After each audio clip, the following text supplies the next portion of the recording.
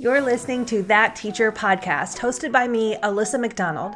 I'm that teacher who decided enough was enough and started an online business to fund my own 2-year maternity leave from my teaching job. This journey has been life-changing, bringing me opportunities to lead and grow in ways I never thought possible.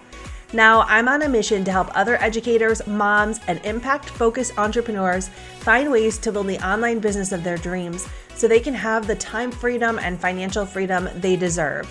So grab a cup of coffee and let's bring your wildest dreams to life. Last week, I received a question in my Instagram DMs that sparked an idea for this podcast episode where I'm going to be talking about the playbook for showing up on LinkedIn. I'm also going to tell you why you would want to be on LinkedIn, if you even should consider going on LinkedIn, how much time it's going to take you, and spoiler alert, it's not much, and what kinds of things you can accomplish on LinkedIn, and why it is my favorite platform other than TikTok. I check it every day, multiple times a day, and I'm going to explain exactly why. So first, LinkedIn is part of your personal brand plan. And we're going to take that lens as we talk about LinkedIn on the podcast today. So let's start with, should I be on LinkedIn? And when I'm saying, should I be on LinkedIn, I'm talking about you, your personal brand. I'm not talking about, should I have a business page on LinkedIn?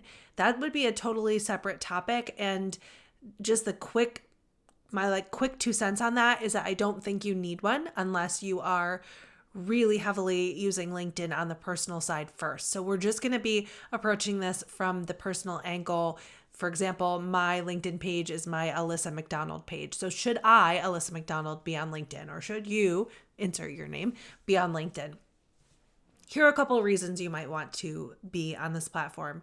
If you're looking to connect with school leaders, maybe you want to sell your resources or your programs into schools, or you want to connect with school leaders because maybe you are looking to advance your career or move to another district, get into an instructional coaching or an admin position. This is a great place to be.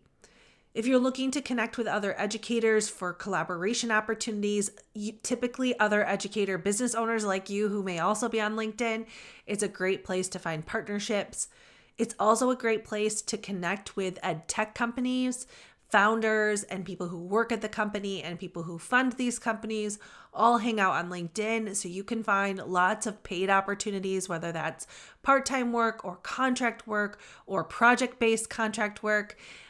Which is a great way to make some extra money, get some experience, get your opinion into these ed tech companies. You are highly valued. Your expertise is highly valued with these companies. Maybe you just want to connect with other innovators. That was something I was looking for when I was in the classroom. I just wanted to talk to other people like me who liked to think about some of the bigger problems in education and how they might be solved. You really never know what's going to come out of your experience on LinkedIn. It is just like going to a networking event in real life where you're probably going to roll your eyes and think like, oh, I don't really want to go to this thing. But then when you go to the thing, you end up meeting somebody who knows somebody who gets you the connection you need for the next big thing. And if you didn't go to the event, you never would have met that person and it never would have kickstarted that thing, right? You're not going to know why you need to be on LinkedIn until you start showing up and interacting and just seeing what comes of it. It truly is a networking platform. And there is so much good that can come from networking. And I'm going to give you a strategy on the podcast today where you can show up on LinkedIn in less than an hour a week and still get all of this good stuff out of it. So who's hanging out on LinkedIn? I mentioned a little bit earlier, not just teachers who are not also business owners or also looking for growth, not like, your teacher who is just kind of like not into this is not coming out very nice, but you know what I mean. Teachers who are not necessarily into all of the innovation and growth and businessy stuff, right? They may not be on LinkedIn. But the good thing about that is the teachers who are on LinkedIn or the educators who are on LinkedIn are generally like very open-minded, innovative, also similarly want to grow and lead. So I think you'll find that connecting with educators on LinkedIn is really fun because if an educator is showing up on LinkedIn, they're oftentimes like the like-minded educator to those of you who are listening to this podcast. They are also that teacher, right? That teacher who cares to think about, not that the other teachers don't care, Alyssa, geesh. You know what I mean? It's that they want to show up and they want to lead and they want to put their thought leadership out there. Okay, I'm going to find words. Who else is on LinkedIn? School leaders. And the same thing goes for schools. So I find that schools who are kind of like rigid and stuck in their ways are not necessarily on LinkedIn. It's more like the schools who are wanting to be part of these innovative conversations and might be a little bit more open to trying different solutions. And so those can be really great schools to connect with. Similarly, nonprofit organizations who care about seeing outcomes in schools. And I mentioned EdTech founders, EdTech employees, and all of the people who fund EdTech companies all hang out on LinkedIn, which means there's some really, really cool conversations about these big problems that if you're listening to this podcast, I think you'll find them really interesting. And that's why LinkedIn is one of my favorite platforms, because I love to go on and just read about all of the different things that are going on in the business world and in education, and what are the different topics that are coming up, and what are the debates that are going on, and what are the articles that are being posted. It's just a really fun space to connect around these passion topics. Okay, so why would you want to be on LinkedIn? Is it just for people who are trying to change their career or like trying to grow their resume? Do I really is this really for me? I mentioned a few of the reasons why you might want to join LinkedIn, but just to remember that it's not necessarily just for a career change. It can be just to connect with new opportunities. And you may not even know what those are right now, but you just know you're open to opportunities. Maybe it is to solve these bigger problems or to have a voice in that or to be part of that larger conversation. It does not need to be just for a job change. It can also just be like a nice building out your LinkedIn profile, just like feels like a nice celebration of your career journey. I'll talk a little bit more about this in a bit, but it's a way to solidify some of your accomplishments and the things that you do that you probably don't even stop and say like, oh, wow, that was a really cool thing that I did. I did a presentation, or I did a special project with my students, or I did a collaboration with people in my community. And LinkedIn gives you a place to celebrate that and document it so that you're kind of building out your body of work on your LinkedIn page over time, which is just a really nice feeling to see it all there, right? Why LinkedIn, and why LinkedIn over some other platforms? I think we used to group LinkedIn with Twitter, X, whatever, because it was sort of like the professional platform, the place that professionals went to discuss these topics. I think it's important to note that LinkedIn is a professional platform. It is a typically businesses or professional people who are showing up on LinkedIn to grow their career, move forward, do some new leadership, do some new thing, make connections, network, all that good stuff. So what we don't want to do when we show up on LinkedIn is start to just like try to sell our TPT products. Just start posting the same stuff we post on Instagram and Facebook or whatever. That wouldn't be a smart idea, because the audience, remember I told you, teachers who are looking for quick solutions are not on LinkedIn. That's not their platform. So when we're creating content and we're showing up on LinkedIn, don't just repost what you're posting on other platforms. This is a completely different audience for a completely different purpose. We're building your credibility. We're building your authority. We are building your thought leadership. We're building connections with like-minded educators. We're not directly selling, your individual resources. It is more about that thought leadership and building that personal brand. And then, of course, if you want to open up your business page and talk a little bit more about what you have for sale, of course, do that. But this is really about those deeper connections and building your body of work. I find it a little awkward when I see people posting like just their things for sale that aren't even necessarily for sale for this audience on LinkedIn. It feels so out of place. So just make sure that when you're posting on LinkedIn, you're thinking about the purpose of the platform. I want to go through kind of the four main reasons, actually it's three main reasons that you'd want to show up on LinkedIn. And I'm going to dive a little bit deeper into how you're exactly going to do that. So reason number one, maybe you are trying to build out your portfolio, your resume for future opportunities, whether that is a shift in your career, a part-time or a contract opportunity over the summer or on the side of teaching. Maybe you're looking to get into more of a leadership role, like an instructional coach or something that's outside of the classroom, but still within the school or a neighboring school. Maybe you're looking for consulting opportunities. You're looking to kind of grow that portfolio. This is a great reason to be in LinkedIn. And the way we're going to do this is we are going to really be purposeful about a couple of sections on your LinkedIn page. First is your headline and your cover photo. Similar to Instagram, your headline is searchable on LinkedIn. It does tend to match you with people that you're already connected with to some degree, whether you're directly connected with them or you're connected to a connection. So it's not like searching the entirety of LinkedIn when you search for a term in the search bar. It's searching connections and connections of connections, friends of friends and friends of friends of friends. But it's still helpful for you to put some terms into that headline that people may be searching for who are your perfect types of connections. The second place you can start to build out your portfolio in LinkedIn, LinkedIn is really just like a mini resume when you think about it this way, is your about section. And we can make this section fun. It doesn't just need to be this like really dry ChatGPT generated summary of our work. It can still be fun. You can talk about your passion projects. You can talk about some of your favorite experiences that you've had in your career. And you can also talk about what you're interested in connecting about or what are you looking to get out of LinkedIn. That can all go in your about section. And then the third section we want to really look at is the experience section. That does read like a resume. You don't need to put in every detail you would put on your resume, especially because it's public, but it's a great place to start documenting and not only just like, oh, I was teaching for X amount of years, but I was an instructional coach or I was a team leader or I did a professional development on XYZ. If you have a business, I was a curriculum writer.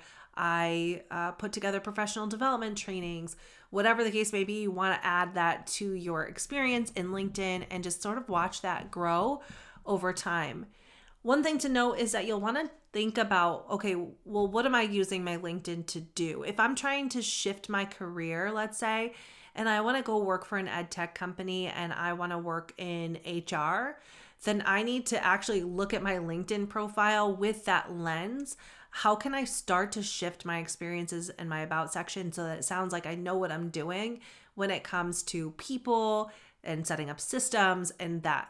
So it's about knowing what are you kind of trying to get out of LinkedIn and then positioning your personal brand to get you there. I don't have time in this podcast to dive deep into building out your LinkedIn page, but I do have a 2-part LinkedIn workshop that I did a couple of months ago, but you can purchase it. It comes with the 2 LinkedIn workshop replays.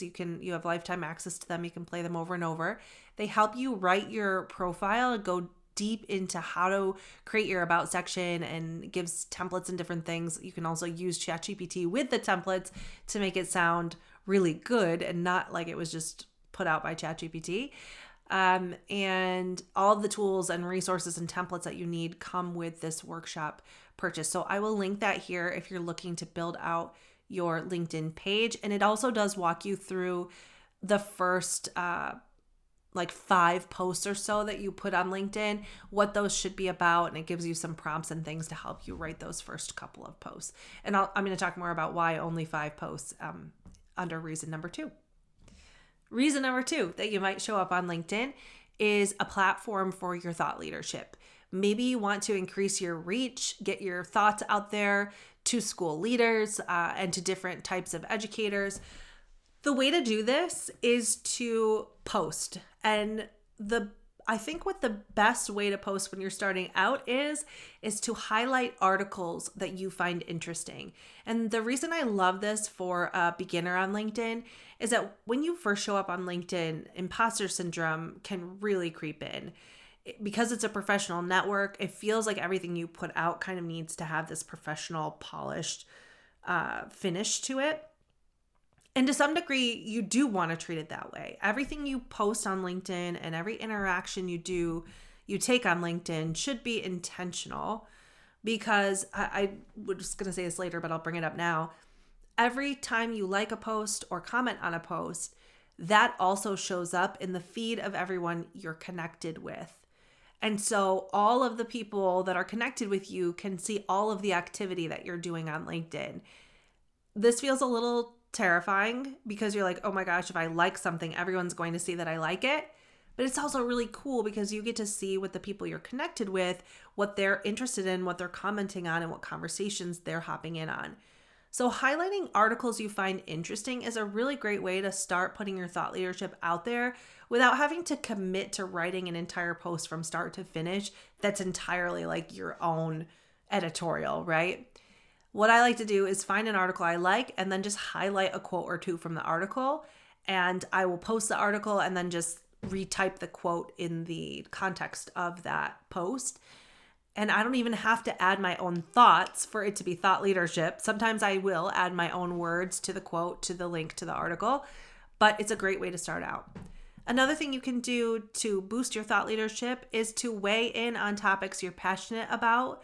When you get more comfortable with the platform, hot topics do really well on LinkedIn. So weighing in on hot topics, connecting with others who are similarly passionate about that topic. These are all ways to show up and be a thought leader and get that extended reach on LinkedIn.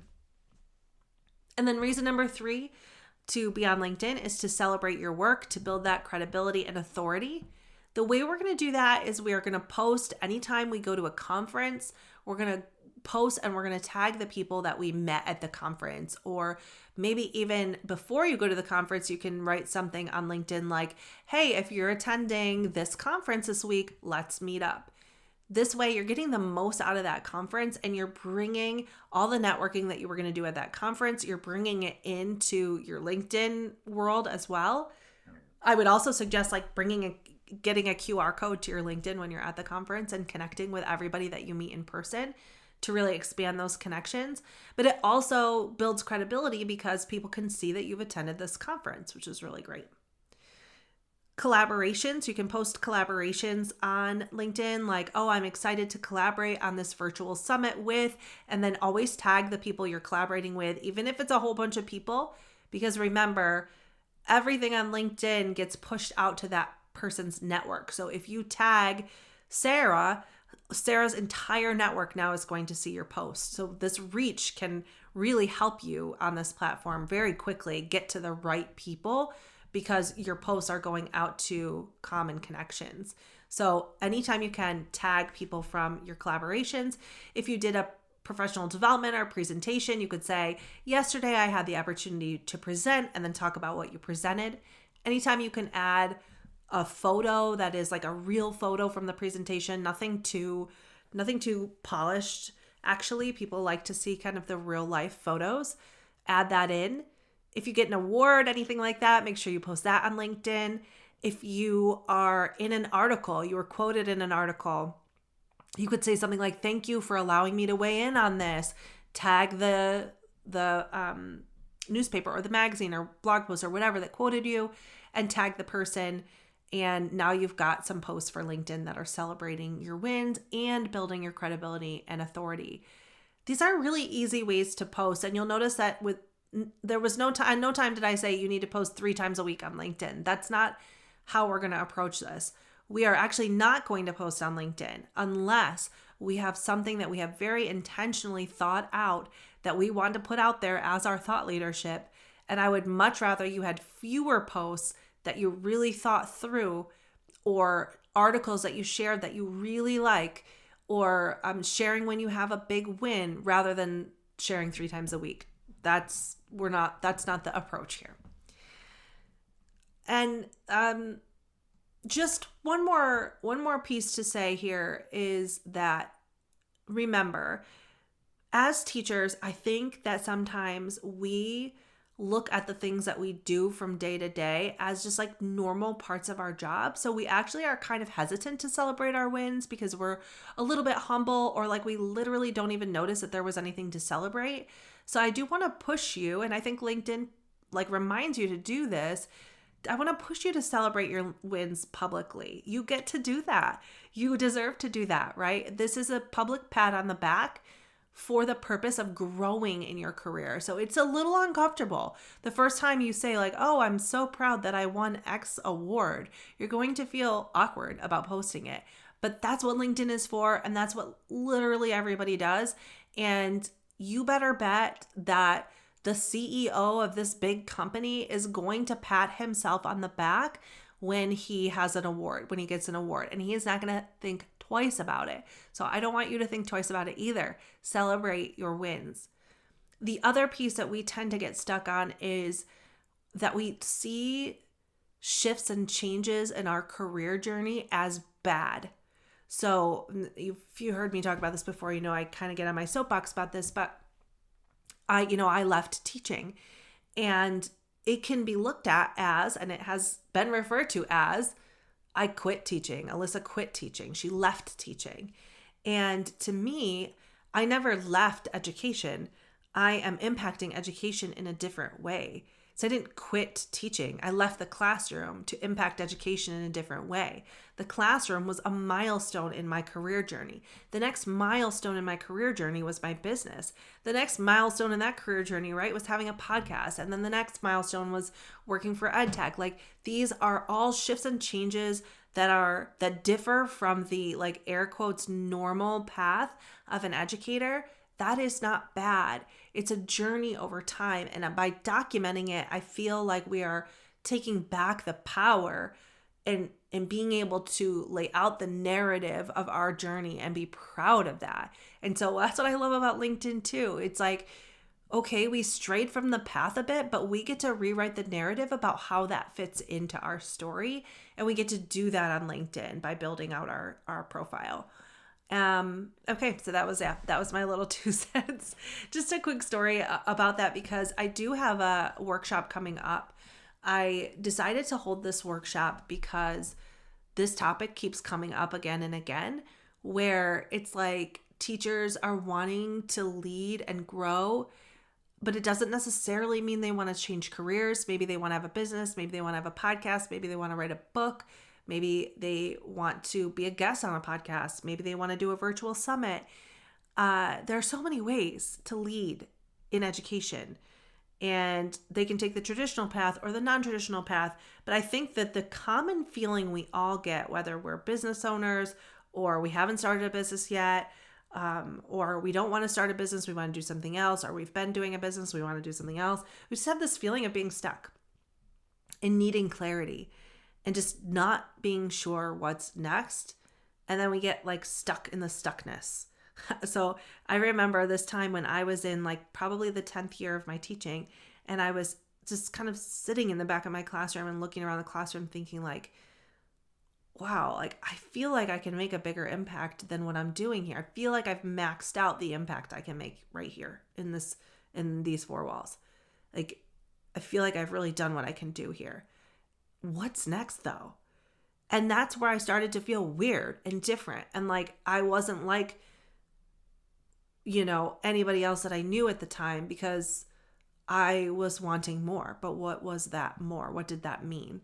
And it took me a while to figure it out. Now I feel like I figured it out. Obviously, here I am on this podcast, and this is what I feel like I was called to do.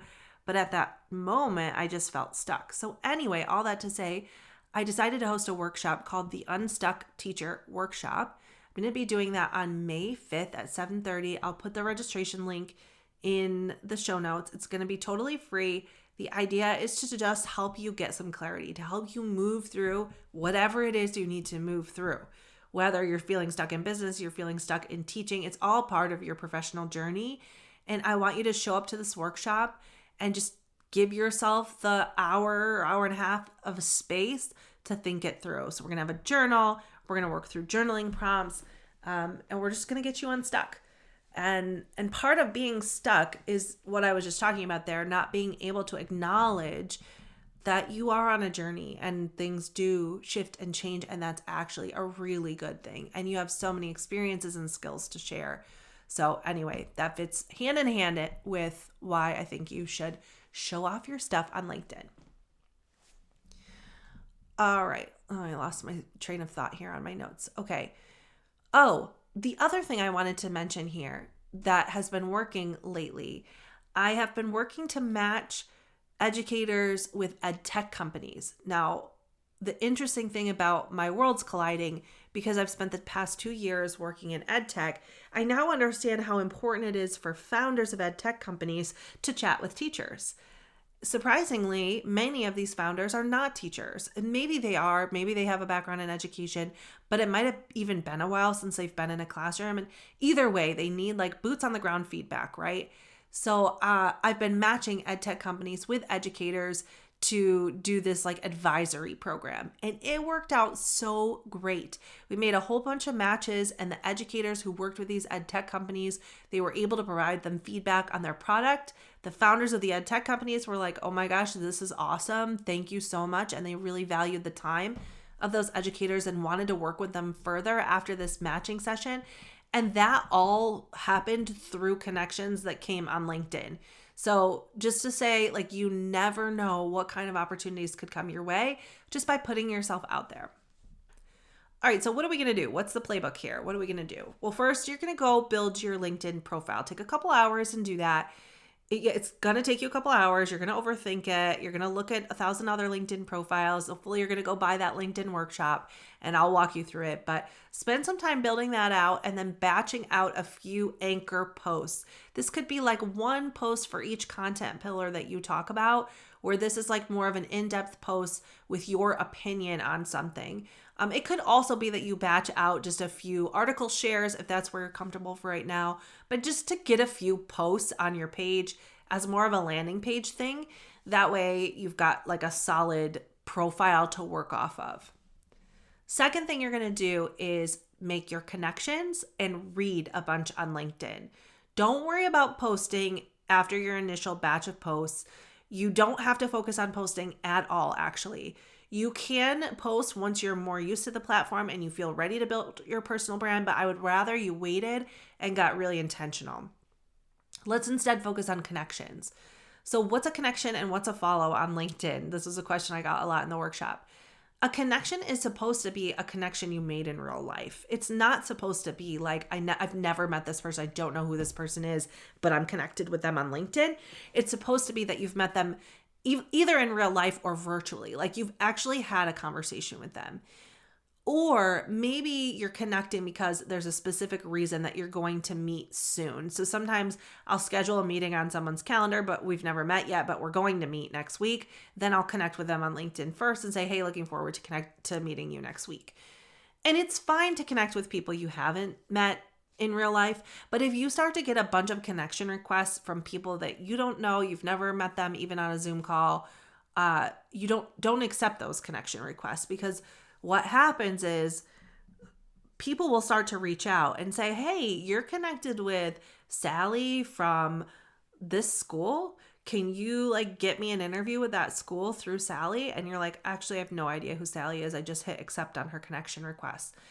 We want to like try to keep our connections genuine if we can. I know some people don't follow that like it's not really a rule, but they don't follow that, and that's fine. But try to stick with those known connections.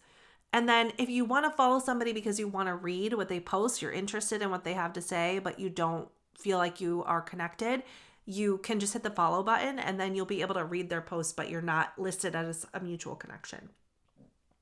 Now, when you request to connect with somebody, they have to accept that connection request for you to be connected. So you can add a little bit of a note there. I always like to add a note, even if I know the person, like I see them every day, I still add a note, like would love to connect with you on LinkedIn for whatever reason, or just would love to connect. If you want to connect with someone that you have not met yet in real life, but you're like, you know what, I want to connect with this person because I want to send them a message, you have to be connected to send a message, or you have to send a connection request to send a message along with it. unless you have premium LinkedIn, but the messages still come in kind of as, they come into a separate inbox, so they're not quite as valuable. So let's say that you see somebody that you see a school leader from the next school over from you, and you're like, I really want to be connected with this person. I've never met them in real life, but I would like to, or I would like to start conversations with them. That's fine too. But what you're going to do is you're going to add a note when you send that connection request over that says, hi, I work at the neighboring school district. I would love to connect with you and learn more about whatever. Give them a specific reason why you want to connect, or like, I would love to stay up to date on what's happening in your district, or connect about what's happening in our community, whatever. Add a note to provide some context there. And then the third thing we're going to do is engage. We're going to repost posts that we like. We're going to add our own thoughts to those. That helps with self-doubt. We're going to make thoughtful and intentional comments on posts that are relevant to our passion topic. Remember, people on LinkedIn can see everything that you like and comment on. So this wouldn't be like the place to go find your favorite reality TV show and make a comment. We're going to keep it very, very closely related to our passion topics. So comments are extremely important. I think if you are spending an hour on LinkedIn a week, the things I want you doing is like maybe tweaking your profile a little bit and then reposting things and commenting. And if you don't repost anything, just comment for an hour and make sure that they are thoughtful and intentional comments. Tag people whenever you can. This is a great way to spread that reach and establish yourself as a thought leader. Now, before I end this podcast, I want to give you a little bit of a challenge. I want you to find some connections. Let's try to find you at least 20 connections on LinkedIn, because your LinkedIn page is only going to be as valuable as the people you're connected with or following. Otherwise, you're just not going to have anything to read on LinkedIn. So let's try to find at least 5 other teacher business owners. That should be pretty easy. See if you can find them on LinkedIn. I can be one of them. You can go connect with me, Alyssa McDonald, on LinkedIn. Connect with any school leaders or people with a similar title to yours in nearby school districts. You will easily be able to find those connections based on location. You can also search for connections based on your college, and especially if they're in school leadership positions because they were from the education program with you. These are great people to get connected with. And you can even say in the note, hey, we haven't met, but I see that we went to the same college, so would love to connect. Remember, it's supposed to be for people we met in real life, but if at least we have a reason why we connected with them, we have a little bit more of context there. And then the last thing I would check is local business people or resources. So people who work at your local co-working space, anybody who belongs to your local business associations. These people are going to be good to connect with just to get your name out there as a business owner. And I know you're like, oh my gosh, that's terrifying. But being connected with the local business network can just be really great overall for your business practice. The last thing you're going to do, follow some people. So find people who are in education, who post a lot about the topics you're passionate about. Follow them. You can search for your topic in the search bar, see who comes up. You can also search for top voices on whatever topic. LinkedIn assigns top voices to certain topics, not all topics, but these are the people who post a lot of good content on that particular topic. All right, I hope that this was helpful and that you're ready to go get your LinkedIn started. Remember, I have resources for you in the show notes. I have that LinkedIn workshop where I walk you through creating your LinkedIn profile and how to post and what to post and how to find those connections. I actually go through and show you step by step how to find those. I also have that Unstuck workshop coming up that's totally free to help you get some clarity at whatever space that you're in. Absolutely, definitely recommend being there, and please invite all of your friends. I'm also launching something super exciting at that workshop. It is the biggest and most exciting thing I've launched since starting Teacher Hustle University in 2018. I'm so excited about it. So I hope you all will be there to help me ring in that celebration. I feel like it's late. I'm like losing words, but you know what I mean? Help me celebrate that launch, and I will see you there. Thanks for listening to That Teacher Podcast. I have a lot of resources for you in the show notes. Make sure you subscribe to my Monday mixtapes and tune in here to the podcast to learn more business and marketing strategy to help grow your business to the business of your dreams so that you can have the financial wiggle room you've been hoping for. Looking forward to supporting you in your journey.